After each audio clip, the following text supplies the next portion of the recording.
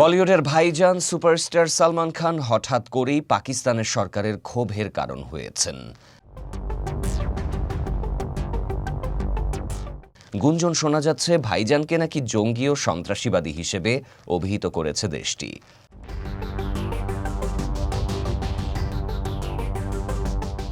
হিন্দুস্তান টাইমসের প্রতিবেদন অনুযায়ী সৌদি আরবের রাজধানী রিয়াদে সম্প্রতি একটি অনুষ্ঠানে যোগ দিয়েছিলেন সালমান খান। ভারতীয় সিনেমা নিয়ে বক্তব্য রাখতে গিয়ে বালুচিস্তানকে একটি ভিন্ন দেশ বলে দাবি করে বসেন তিনি, আর তার এর কারণে বিপাকে পড়তে হয় অভিনেতাকে।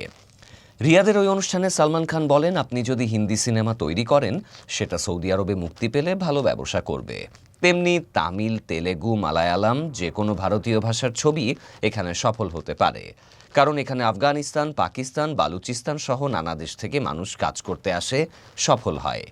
এই বক্তব্যে বালুচিস্তানের নাম উল্লেখ করাতেই শুরু হয় বিতর্ক। বলে রাখা ভালো, বালুচিস্তান পাকিস্তানের একটি প্রদেশ, এই নামে আলাদা কোনো দেশ নেই, আর এ নিয়েই ক্ষুব্ধ হয় পাকিস্তান। এদিকে ভারতীয় বিভিন্ন গণমাধ্যমের খবরে বলা হয়, সোশ্যাল মিডিয়ায় কয়েকটি পোস্টে সালমানকে সন্ত্রাসবাদী তকমা দেয়া হয়েছে এমন খবর ছড়িয়ে পড়ে। এমনকি পাক সরকারের পক্ষ থেকে তাকে দেশটিতে নিষিদ্ধ করা হয়েছে বলেও দাবি ওঠে। তবে তদন্ত করে দেখা গেছে এই দাবির কোনো সরকারি ভিত্তি নেই। পাকিস্তান সরকারের পক্ষ থেকে এমন কোনো ঘোষণা করা হয়নি। পাক সংবাদ মাধ্যমগুলো এ বিষয়ে কোনো প্রতিবেদন প্রকাশ করেনি। আদতে সালমানের ওই বক্তব্যের ভিডিওর কিছু অংশ ভুলভাবে কেটে সোশ্যাল মিডিয়ায় ছড়ানো হয়।